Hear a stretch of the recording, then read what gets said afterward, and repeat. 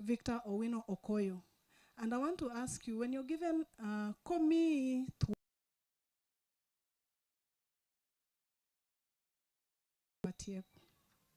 Victor Owino Okoyo, he's a youth representative. Munasema atuwapati chance. Dr. Raymond Omolo, distinguished leaders, invited guests, ladies and gentlemen, good afternoon. Thank you. My name is to empowering young people through the bottom-up economic transformation agenda.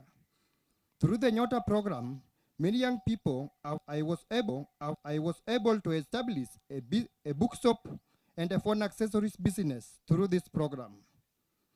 The Affordable Housing Program has created employment opportunities for making the government commitment to creating opportunities for the youth. We also appreciate the government on the Digital Apps program, which is equipping young people in progress. We also commend the government efforts in strengthening healthcare through the SAR, promoting agriculture, supporting SMEs, PS, and amor kodiko teach mitio. Kendo an joturu telo karaberka ni dala. Wameduru encourage joa, mono bi jo timre nade, jo yud PS. Just humble request. Angeyo tekumari konywa youth ni. Eruru kamanjo dala. Victor is a beneficiary of Nyota Fund, and we have... Ero kamano, ne PS marwa, giwendwa duto mobiro, gichifewa, amoso no kweuru. Nilonga, dago ero kamano ne PS kumiwa sub-county machiegni. Kendago ero kamano ne Madam Jacinta, our DCC, kuom recognizing wa e occasion mora mora motimo. Wacho ne jo boda kwa PS. Ne kanya side ye to seche migero office sub county te miye jo boda office within the sub county office ka want here to all the line of national government ewa kwai kaka jo nambe ntiere patrol boat ime wakata pik ne areyo but angene hinga areyo monya patrol jatenda kwai niko opportunity ochako wuok kaka mane kawe jo uniform cha kaona kata ji areyo e ward ka ward in yo machiela wajbe Jatelo katieko nyicha utime Kisumu. Joga mabro dongo kisekawo joma moko gi. Ne wachako spare part house more West Rachuonyo ward. Kechingeyo ne sani ngima be en ok mar Nyasaye gwedho kwa go tuta. Ero kamano. Next is Charles Otieno. Good evening. Good evening again. My name is Charles Oyaro, also known as Yekman. Bwana PS, I have a presentation of a proposal to your Honorable Earth and Agriculture Science Training and Enterprise Center at Homabay Hills in Rachuonyo West. Why are we proposing this unique technical training institute? Why are we proposing this at Homabay Hills? Homabay Hills Center is uniquely placed because it borders the lake and it also has a wide hinterland of agricultural land. It is because we are not going to duplicate other training opportunities that exist outside. But the entire Rift Valley, Western and the Lake region doesn't have access to that land. Also, that training institute will serve as a climate smart agriculture center. We know that the world is changing. We have so many of our young people who have skills in coxswain, boat repairs, fish and net, but they lack prior. We'll be able to reskill them, certify them, and train them so that they can be competitive globally and even regionally.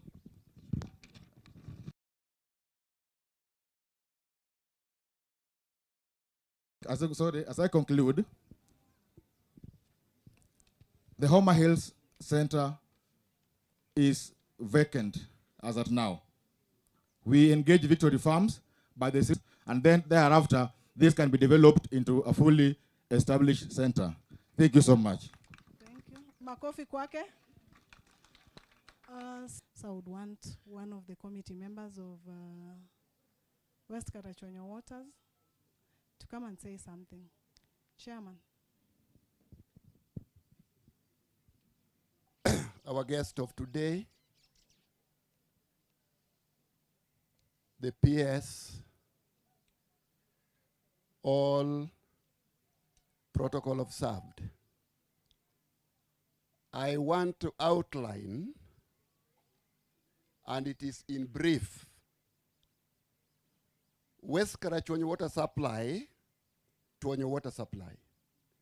It was the first water project then in the area with its water source in Lake Victoria. The capacity of the supply then was liters per day under the Kenyan Italian Development Program. In 2018, the objective was President of the Republic of Kenya, Dr. William Samoei Ruto. It happened because of the goodwill county. Jothurwa, donge wan gi new sub-county? Thank you. West Rachuonyo is being faced by so many. The Kenyan government, through Lake Victoria South Waterworks Development Agency, carried out the feasibility study and came out with designs to be implemented. I'm happy to report to you that Visrom Company Limited, contractor, was engaged in March 2022 to carry out the major Waterworks Development Agency to the tune of 143 million. This is happening because of the goodwill that we see under His Excellency, the President of the Republic of Kenya, Dr. William Ruto. Water storage and increasing additional water distribution network within West Rachuonyo water supply. The contractor is on and it is doing major work. Kokoth Kating and Kokoth Kata was not covered. Kobiero also. Please, before you complete the work, you will instruct so that those people get water in this second phase. Gimate mowacho, nitiere construction madhi nyime sani. Wagero tange gikokoth gikata obed considered alongside with the phase 2 going on. Uwacho nango?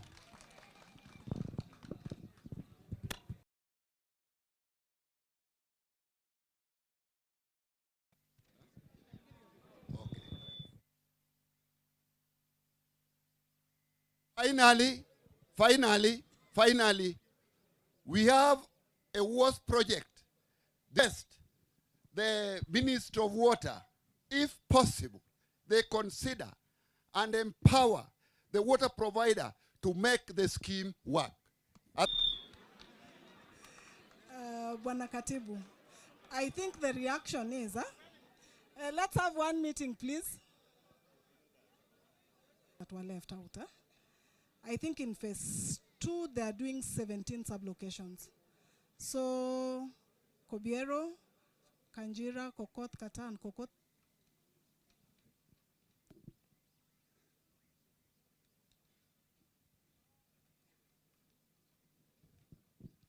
To the PS, Dr. P.S. Omolo, when I want to talk on behalf of the women, when people are talking of water, it is the women who really feels it. So early in the morning, Sapaga Chiel Koguen, Mayanesa Tekremon Gichua, the women are going to have babies in their womb. Secondly, I want to thank you, Daktari, for being very, very. We request you to continue the good work that you are doing with the President, Honorable Dr. Samoei Ruto. Unasema nini wa mama? Talk. For one, mine ema wote yore. When they are going to the market, kagi die chiro, don't get one more with you. Daktari will say yes. We are happy because of the division of the sub-county. Imagine we were walking to Kosele. Gik moko duti wene mine. Iwa Daktari. You see how our place is. At this time, it is very dry. And because of this lady here, she's a Moro, minyalo team, mondo winj maber. Please kindly give her. Otherwise, thank you, Daktari. I want to take this opportunity today to close this chapter. We will have Bob Onimo.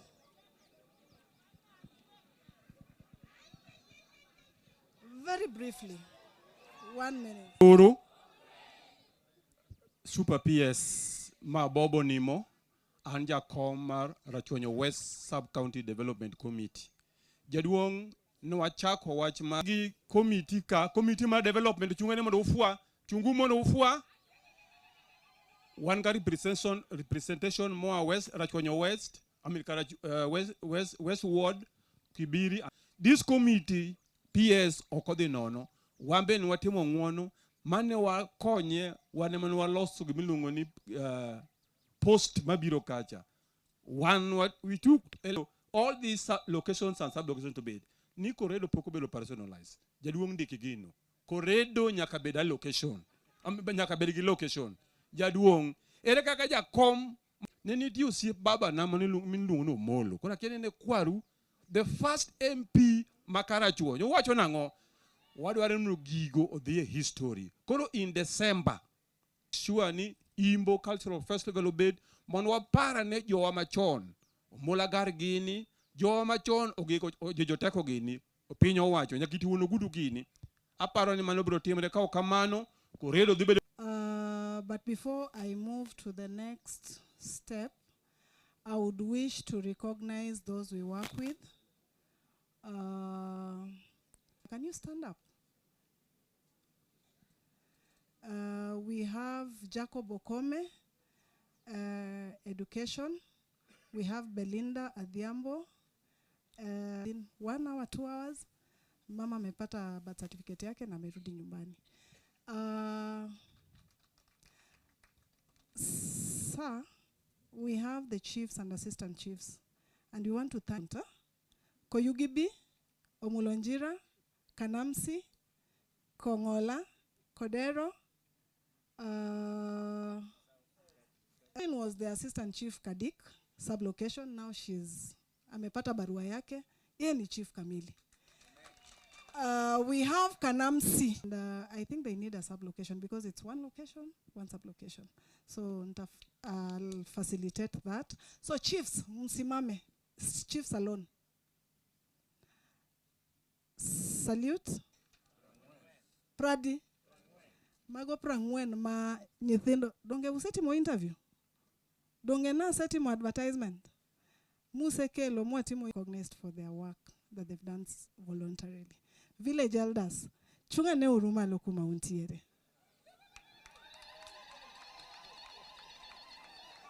And they came in their numbers. And I Thank you. Bwana PS, Dr. Raymond Omolo, the County Commissioner, my colleagues in public service, Tosechete, Ero Kamanu. Bwana PS, thank you for your leadership. My name is Violet Akini Odawa. I'm the National Land Commission County Coordinator for Homabay County.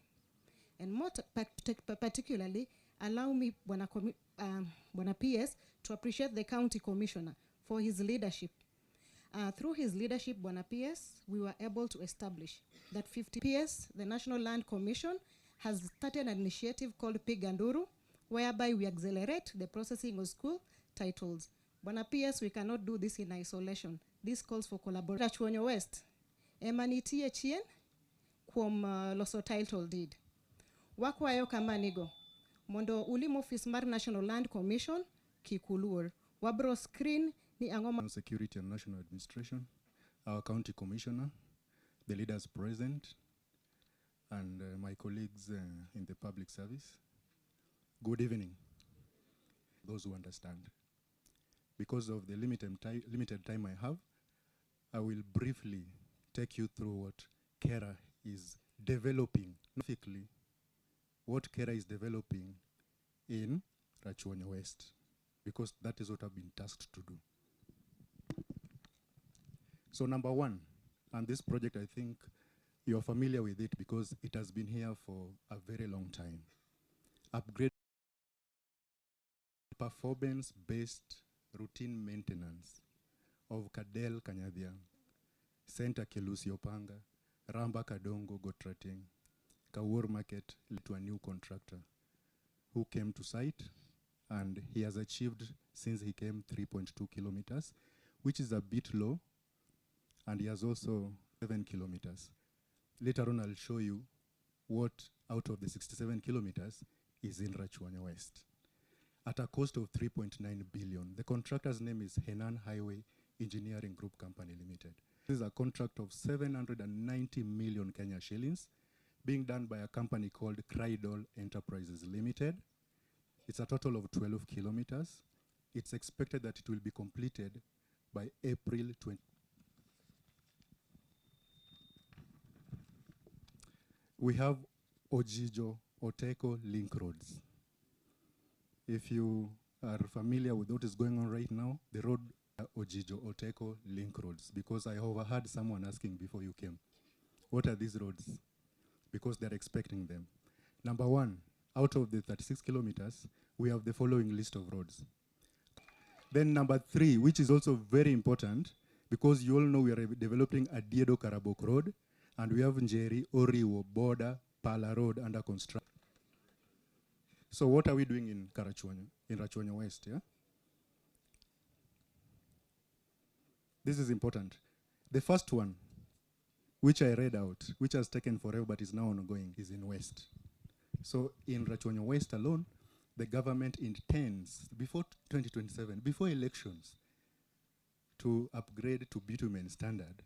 Rachuonyo, kapo kuchopo elections, serikal masani mantie, opango gero barabara mar lam, maromo kilomita praboro gaboro.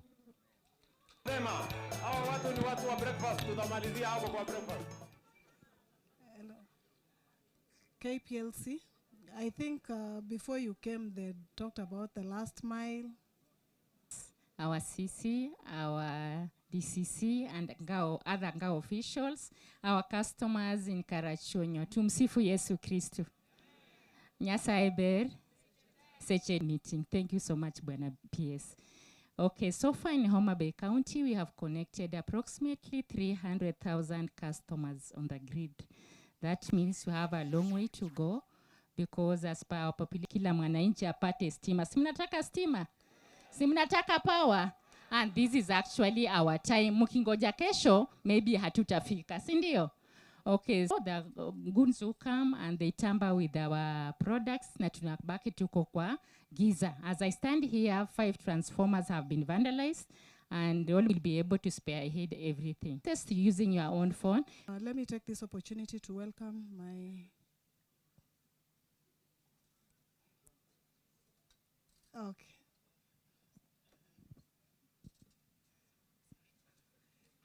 Development Agency. I've come on behalf of our CEO, Bwana PS. Kindly accept apology from Madam Jacqueline.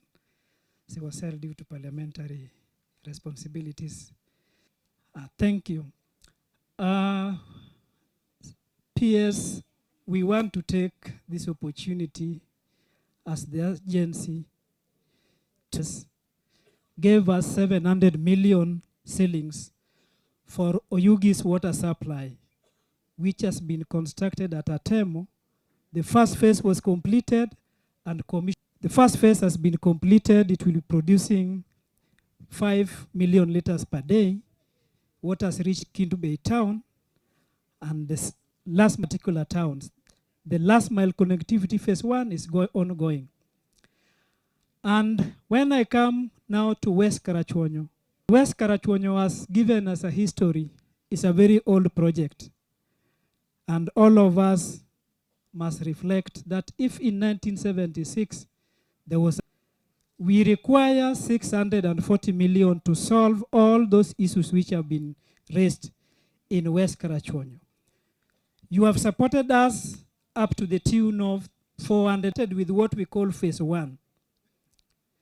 The phase 1 was when we finished the construction of the water treatment works, which we improved from 1.2 million liters per day. Phase 1 we have done is 30 kilometers. We have constructed mostly in Kanam side. 5 schools we have already connected. And also the lower side, Osakwe, Kandiega side, we have put the line. Polarization at the intake, at the treatment works, at the booster station at Okike Amayo, so that the people on the higher ground are going to water. That is also currently ongoing. Area can be covered with water.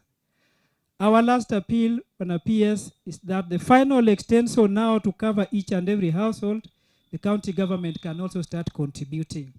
Otherwise, we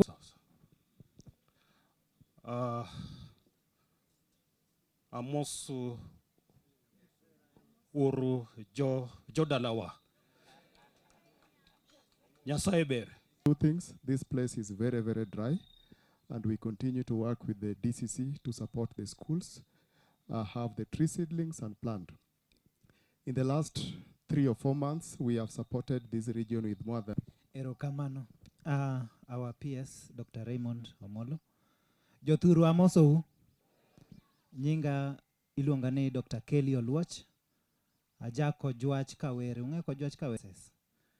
Dwarore ni nyathi obed gi C kata C- mondo donj Kenya Medical Training College. Esa machal kamaendi jothurwa wayao portal mar Dakachel. Jothurwa untie.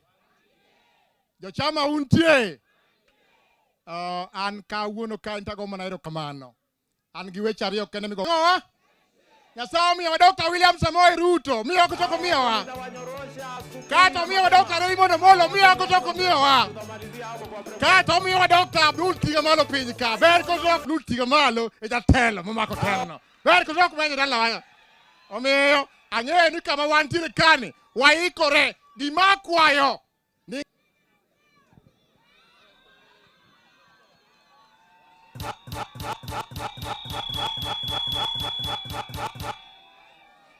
Wagone uru Nyasaye erokamano.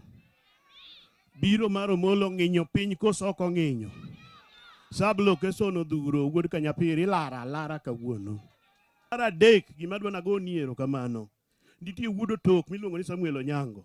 Ne waloso godo en irrigation board to ine mani tere ing'e bedo ne kanyo. Okunyonwa yawo miluongo ni Tinga Konditi. Taneno kambeke watimo nang'o. Chwada ure tu tampio pio. Watu nitawanyorosha asubuhi na mapema. Sawa. Aya. Koro we akel colleagues ga mochopo kaka wuono. Muiname. Mwakilisi wa Kaksingri West.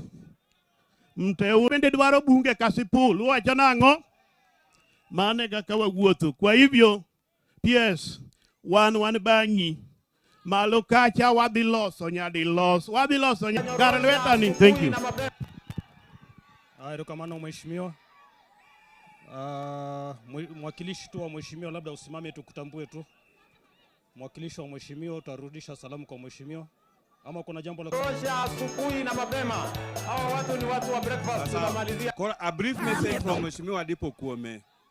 Mheshimiwa wacho ni ya nyaka wager sub county makelo bus ne jo Samanga. Jowadima morgi mano. To Mheshimiwa wacho ni ya mondo mi wa show true support to our own son Dr. Raymond Omolo. Ji adimo yeni chakre kiny gidhi golo jomoko kao kura mondo bika. Otherwise, Mheshimiwa is supporting her. Oh, actually, for anybody who cares to listen, ni Raymond must be supported Gija Rachuonyo at all costs. More actually, what? Rachuonyo is what? Jiadi man ki support my Dr. Raymond Moloka. Lastly, for Rachuonyo. But hooliganism, watch margoyo ji. Kech Rachuonyo ka jomoko tiyo segoji makata mine tinde ok dhi chiro. Adieri koso miriambo. Kura to mar president. To MP jadi man gi kura mara dipo kuome nyisane ka. Erokamano. To our son, one of our own PS, Dr. Raymond Omolo, and all the guests. I want to thank you, Bwana PS, for finding time to come home. May I introduce members, Matio, a county government of Homabay, Wanyalo Chungomalo, Jomati, a county government of Homabay. For the interest of time, Jothurwa Jowadwagi Okdiloso Nekeche PS, Kwayonisa Kororaj. Ma iluongo ni Cigar Agumba Wood the Puon and manager mar kaurwa konyonje ka. Erokamano ahinya brother Tom wangi mheshimiwa Oyuma Maigo ma en jakom chama maduong' e Eastern Central Africa. Urwako Maigo. Go ma en jakom chama maduong' e Eastern Central Africa. Urwako Maigo. Jothurwa. PS nitiere gik mancho Jothurwa. PS nitiere gik mancho kang'eyo kuom ni nyaka no achak bedo machiegni afwenyo. PS en ngama action oriented. Owacho to timo nade? To timo. Na kwa Jothurwa ni mawuodu. Walemne uru kinde ka kinde. Wadhi lemone. Wadhi lemone. Kinde ka kinde. Wadhi lemone. Wadhi lemone. Ung'eyo ni unano kalwe ber. Ber kozok ber. Mheshimiwa PS. Isetemo ndoso nderni ndi. Kendo som gi ka. Ono kobro neno pima wes Rachuonyo. Alara Secondary School dhi yudo computer laboratory. Alara Secondary School dhi yudo computer laboratory. An ICT center. Promo gi kawuono. Jo Kanjira we wuoyo nikech pi biro nyaka Kanjira mwalo ka. Ber kozok ber. Adona tieka wacho niya. Jotendwa ma Nyasaye omiyogi wamiyanga tagoyo mar nyato tagoyo mara ber kozok ber. Mane kaka wadhi pange.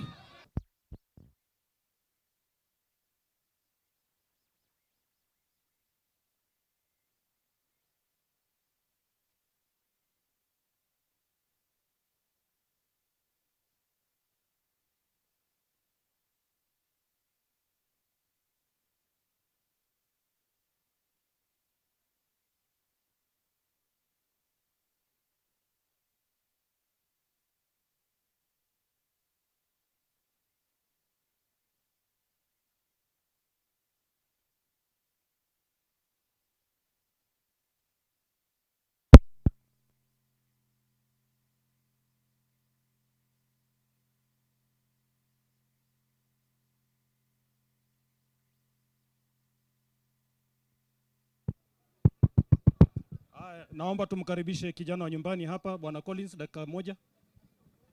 Jodala wauntie nejo West, jo North, gijo Kibiri, jiadima konya rwako PS Omolo.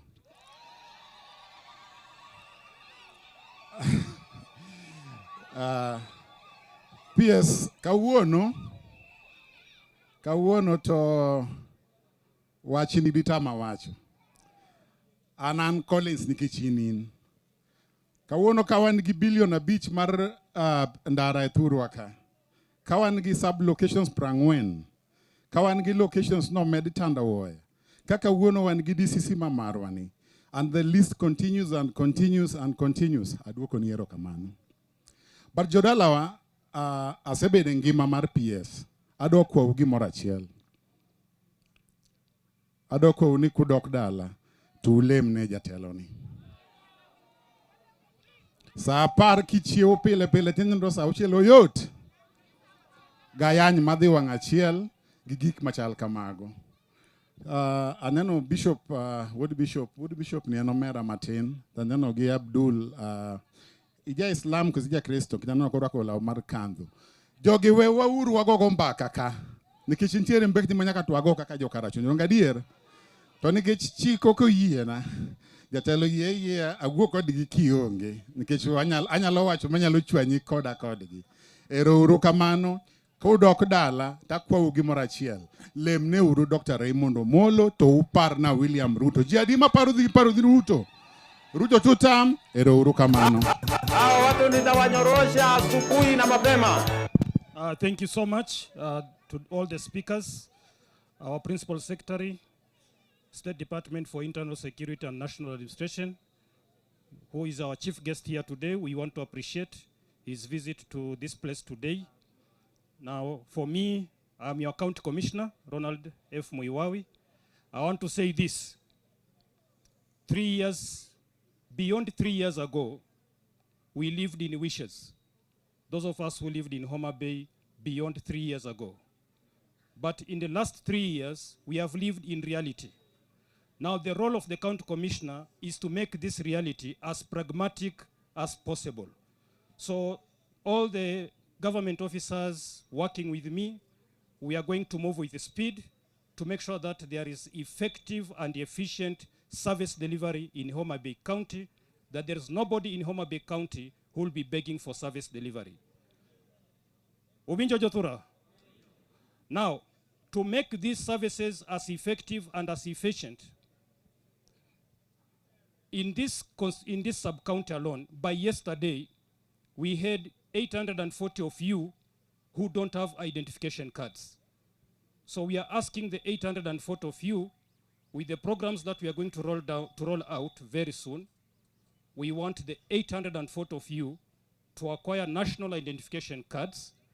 Then we have you registered as voters. By yesterday, we had 243 of you who have national identification cards, but you're not registered as voters. So to exercise your constitutional right, to exercise your civic duty, we have IEBC officials around. Please make haste and register yourself as a voter so that you can exercise your constitutional right. We'll be here with you in October 20th. We shall have the County Mashujaa Day celebrations here, so we shall have a wider and a deeper conversation. Chunman Malo. Naomba tuchukue muda huu tuweze kumkaribisha our principal secretary who is our chief guest today aweze kuzungumza na sisi. Welcome sir. Asante sana Bwana Commissioner. Wabeduru piny.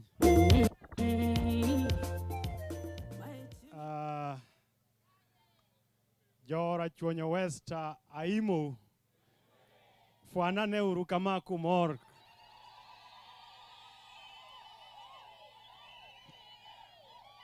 Mokwongo angeni an nyathi dala but adwa nago mos ni wachopo modeko. Onego wachop ka saa 8 to wachako malo kabondo e weche mag nyithi sikul. Omiyo bet wachopo modeko matin. Lakini amor ni kuom sama koro dhi seche 2 wasebedo kendo wasego mbaka. Wawinjo gik matimore kuom jowa mochung' e weche mag sirikal makonyo wa mondo wang'eni to gige sirikal chopo ir jopiny e yo manade. To bende wawinjo kuom un kaka jo West, jo Imbo. Wawinjo weche ma chando jo Imbo. Weche mag barabara, weche mag stima, weche wa mag pi, to uleso matin weche mag somo bende to gi weche mag thieth. Now, pok wago mbaka kak wagoni. To nyaka nabed PS asebedo ka para ni to ere thuolo manyalo yudo monago mbaka gi jodalawa. To otimore maber, Nyasaye otelo, wayudo thuolo odhiambo makawuono. Saa bende ang'eno osedhi mang'eny. Wan kaka jo adweni ng'eni kiny ji dhi lemo, sabato donjo. Lakini amor kodu mathoth kabisa. Ni ukawo kindeu, uweyo tijeu, mondo wagaga mbaka kaka jo Imbo ni to weche wagi wanyalo loso e yo machalo nade. To kendo mae kit mbaka madaher ni kaka oganda Luo kendo kaka jo Kenya ni wanyalo yudo thuolo kaka makawuono ni ma jowa goga mbaka to ji penjore wach nikech jaluo no ng'e ni jambaka donge kendo jaluo no ng'e ni jabura.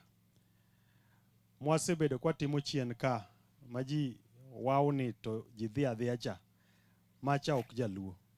Adwa ni koro waduok jaluo kama jaluo ne nitiere ma ji lore wach to ka ji osebede kuot achiel ong'ado bura to mane kaka ng'owa ka sami wacho ji joteko road to ji joteko nwang'eno ji joteko piny otimore nade piny owacho ka mzungu kelo wiye to wacho ni piny owacho. Joimbo nosebedo piny, jo Rachuonyo nosebedo piny mowacho ni Kenya nyaka yud ang'owa nyaka yud loch. So in memory of jodongwa gi Paulo Mboya gini nyaka koro waduok oganda wa kama ji nyalo go mbaka to ji ng'adore rieko ting'iyo ni to thurwa ni wataye e yo machalo nade. So awinjo weche mang'eny kendo amor kabisa. Now adwa ni asir gik ma jowa gi osewacho.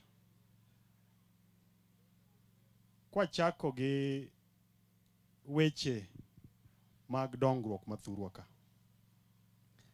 Ndara ma wuok Kadel maluoro tok got madhi Kanyadhiang'. Ni sani koro higni 8 kendo ker masani emono biro godo 2018 kwa dhi launch mondo ochak ger barabara. To ni higni 8 nyaka ne president ndalogo ne en jalup ker ni ndara ni pok oger to en kilomita madhi 40 kende. Egin seche moko kawawinjo kata kawinjo ka jotelo moko thurwa ka susore kendo wacho weche moko madwano kikitwa. Tapenjora ni to thurwa ni kawuone ka wachako neno gik ma richo kata kawuone ka wafwenyo ni ndara onego bed ni gero. Ni wasebedo gi sirikal higni gi duto tetete. Nderni wa mano wuondwa kata mano chak ni gero nochung' te. But kawuono President Ruto omiyo koro contractors kawuono duoge ndara. Makendo ochako miyo wa thuolo ni wanyalo chako wa los nderni mamoko bende. Ni e Imbo ka injinia onyiso uka wagero nderni moingo kilomita 80 at a cost of more than 5 billion shillings. To mane tend jalang'oni. Mondo wechewa mag wuoth mosebedo ka chando wa thurwa ka obed ni kare. Ni tok mano kende. Injinia Agwanda bendo wachonu weche mag pi. Mana mathurwa ka. Wachonu Yugis water project at 700 million. Kindu water project almost another 600 million. Kaito West Rachuonyo water supply project by the time watieke en million 600 gi sama wawuoye ni million 435 pesa ma sirikal osegolo mani Lake Victoria South ka moko osechul contractors moko rito mana mondo contractor otiek tijgi mondo tim nade mondo chul. And wan kod gi mwale tie nam kacha million 200 modong wawinjore adok wuoyo gi jowa ma e sirikal adok wuoyo gi Mbadi to gi wajumbe wagi kasa misomo supplementary mokwongo e higa mar pesa ma wantie ni mondo wachno timre nade orum. Maka chopo higa manyien sama wagone President Ruto kura to wagoyo ka waringe lam. Wagoyo ka wamodho pi maler. Weche mag stima bende ja Kenya Power opimonu maber kama wachope gi weche wa mag ang'o mag stima. Last mile rural electrification. Pod wan gi mier e imbo ka maonge stima. Adwani watudre gi jotendwa gi, ruodhiwa gi, to gi jolupgi, to gi jodong gweng', mondo wandik gweng' ka gweng', dala ka dala maonge stima. Wang'e ni gin adi, mondo budget mano keti mano piyo wandaye timogo weche mag stima Homabay ka, moingo $2 billion, joimbo kik timre nade, kik dong'. Kaito nitie wach ma bende nyaka wawuoye. Jatend stima onyisowa ka ni sani transformers 6 yawuotwa oketho. Ok nyal bedo ni waonge sitima, wawacho ne sirikal mondo okelnwa stima, to ka sirikal osekelo stima, to yawuotwa wawegi ema kendo chako kwalo, kendo wachako wadok e mudho.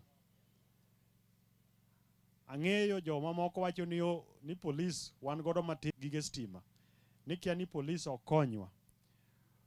Polise wagi thothgi ok gin jothurwa ka. To kata gibed mana jothurwa ka, Kenya mangima gite. So nyaka wakao ting' mar ng'iyo na alworawa obedo maber, kendwa obede lwetwa wawegi, mondo wami ruodhiwa gi tich ma ni magi duto tetete obedo mana ni nyalore e bwo telo mar wuod lang'o. Wan e sikul Alara ntiere pod gin gi 32 go, 12 rute mancho ndiko ka bang' kosedonje telo. Kade en telo machien kacha, kamoro kore kade giyudo jopuonj 3 ka ng'eny ta 4. Ang'e ni thurwa ka tuo, ang'e ni mon monyuom e gweng' ni seche moko nosungni kaka Karachuonyo ber. Kichopo tiwuoro ni to mati chopo ka.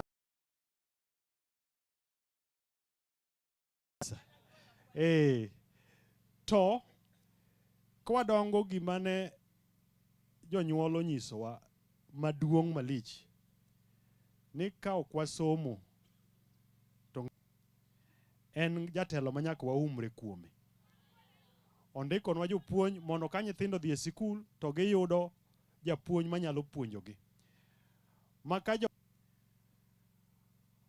oloko curriculum ma kanodonjo to jonyuol ne wuoro to system mokel manyien ni dhi bedo nade.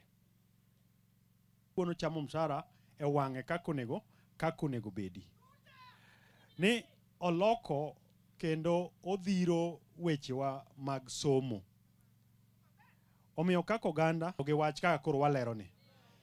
So that kang' kiny idhi Kodula, kata idhi Kandiege, kata idhi Pala, to kiwinjo ka ng'ato dwa wuoyo ndara nwawinja winja. Kawuono wan gi kontrakta dhi mbele gi tich. Thurwa ka wach pi ne chendo. Kawuono oseketnwa pesa weche mag thieth. Iyudo ka negi kama kidhi osiptal or ka in gi ohala podhi nikech tabu kata chiedh nade mag osiptal.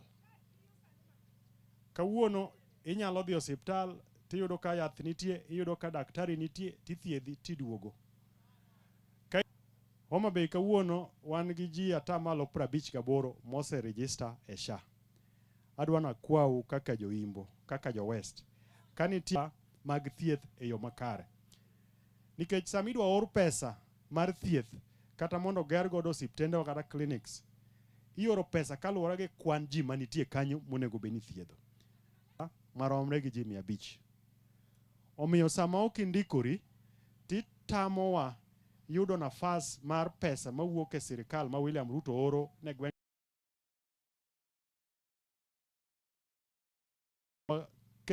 Tem matek mondo wabed gi dakteche to bende wabed gi yedhe osiptendewa.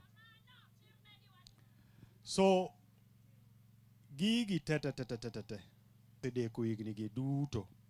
Injinia okono ni ndara ma wuok Kadel maluoro wuok Kanyadhiang' onego bed ni tieko by mondo ichop dwe mar 7 odong' dweche 12. Kochopo dwe mar 9 to 15% ni poko chopo 30%, nyaka beni wanyalo bedo kakwa betni. Mua luong disi kiluong na PS uduogi, kata luong na engineers kata contractor ni mondo bio lernwa ni tabu ni kanye. P. Jo kaito kuonde ma pod ni chien, koredo, obed wagwe, nyaka bed included part of pesa million 200 mowacho ni wadhi nyuolo nyathi, tidwaro ni nyathini obed gi ngima maber. Onge ng'ama nyuol mondo nyathine obed ni dhi mana luwo bang' josiasa e kor ndara, ni nyathini kidwaro joma dhi dino ndara, to ni to ere kaka wayudo negi tije mondo gimed konyo joma ni bang'gi, mondo gimed konyowa mondo wager gwengewa. Jacinto wacho thuolo mayot ma oyudo godo gige sirikal. Akia ni wawinjore. Omiyo jogo moyiero kaka chiefs to ga assistant chiefs nyayo kong'o, to gin gi medo mana nyayo kong'o. Gin jomohero asoya. So nyakumiwa joma beyo. To kata kopo ni gisebedo ma Nyasaye omiyowa, kik ibed gi nyathi e dhot, nyathi monego bed dhi sikul for whatever reason. To ka Nyasaye nyalo biro limi magogo mbaka, yuori nyalo biro magogo mbaka, nyathi nyieki kole oriembne sikul, to wuodi nyalo timore nade? Kik imaki ni nyathina ni athagora go kende, nyathi nyieki. Iwinjo? Mondo gweng' odongre, mondo lokruok ma waneno ma President Ruto okelo thurwa ka obed gi nengo ne ogandawa. Moko nitie oganda moro mosejwang' higni mang'eny, ma bende dwano ting' malo kako ogendni mamoko. So omiyowa nafas mondo wati, mondo mi kik obed gi to notimo makosa. Nyaka waduog chien kaka waduogo ni, mondo wago mbaka wanyisu gik and otimo ma kata kura mane wamiye onge. Omiyo kogik higa manyien kako oganda, nyaka wawinjo richo, kichulo ber gi richo, to thagruok ok ne rum e dhodi.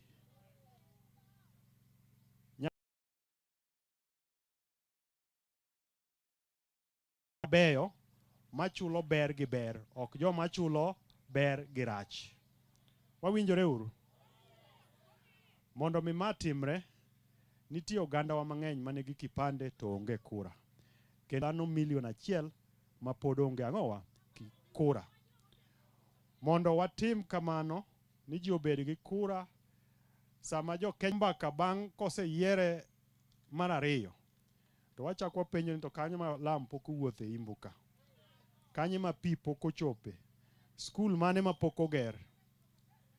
So we have teachers, we have church leaders, and all manner of leaders from all shades of opinion. We have taken time to listen to the issues that are important to the people for many years. Actually, one of the main roads was launched, its construction was launched in the year 2018 by His Excellency the President when he was the Deputy President. Finally back on site, and work is progressing, and we expect that by July, the entire stretch of 67 kilometers would have been done. We also have additional roads that are being 0.2 billion. This is only possible under the leadership of President Ruto. Things that the presidents of Rachuonyo West had never imagined that would happen. $1 million shillings for water supply for the entire sub-county, covering 3 county wards, wards of county assembly. We have also exercise of last mile rural electrification, first by ensuring that the infrastructure that has already been put is protected, and to the police, the ones we need to talk to stop their wayward ways, we will do so. But those who have become difficult must face the full, because the government of President Ruto has invested a lot of resources. Actually, in this financial year, a total of 784 billion on matters education. to support the hiring. The children are being schooled, but those from Rachuonyo West don't do so.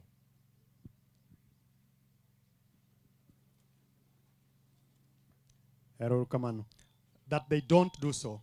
So let's ensure that all our school-going children go to school.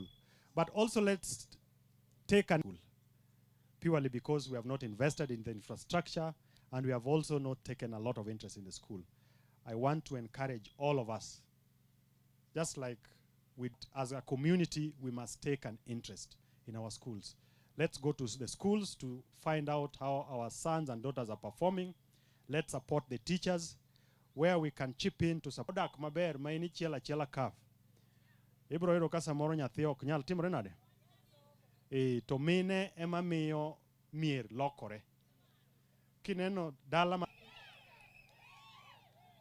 And as part of national government administration of making services closer to the people, Rachuonyo West Sub-County has 3 divisions that up the responsibility of being our chiefs and assistant chiefs so that the community can easily access government support and government services, and also they help us in pushing.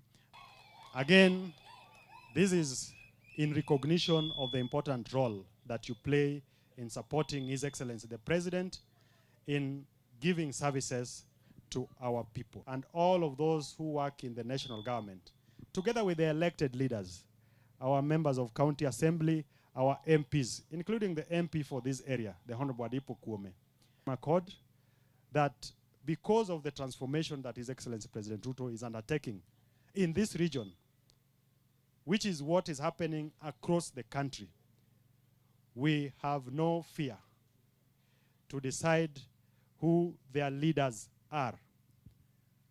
And in that journey, we are asking everyone from this region, let's support all our leaders, let's work together. And when the campaign period comes, every leader, from their meetings, and I want to appeal to our young people, do not allow yourselves to be misused, to go and cause chaos, to go and cause violence, simply because Ward Bishop Wati Yogodo, as part of the team, Mwalwaro Regodo, to make sure ni thurwa kaindi, wayudo kura kaka dwarore. En gi tich mabeno konyo godo e piny luo kaindi. So mondo gimwatimo ni nyakumiwa yot. Ok nyal bedo ne gwenge mamoko ong'ado kura kaka dwa. Ageno ni wabro yudo kinde mang'eny magomba kaka watimore nade, kaka wagoyo ni mondo wamed dongo thurwa. Apenjo ni to sama ne Mbuya tho, Ruto nose kata bedo ng'ato ma ochako kata dhi sikul. So nitie jotelo moko thurwa ka mose osegalo oganda wa higni mang'eny. Tiyo ne jo Kenya ma ok opogo ni ma jaluo, ma jadalagi, ma kia ni jadhot mane.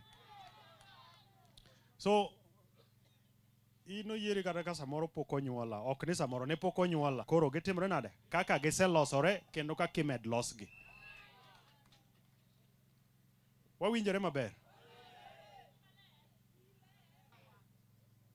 To ni ng'ama omaki to mbas nyikwayi. Kar mondo mi imany kaka inyalo miyo nyakwari tich, kata kaka inyalo duoke e sikul, ni wan kama wachope ni, wasedong' chien higni mang'eny. And waonge gi nafas mar dhigo karata gi ngima jothurwa kendo. Tiyo ne jothurwa. Makelo lokruok ne ogandawa. Kendo kelo lokruok ne jo Kenya. So kuwinjo ka jomoko wuoyo, sana jomoko ma nokonego bene gero. So mano e kama kaka oganda wan nyaka wabede e tok Ruto mondo lokruok mwase itimore ng'o migoye mbaka.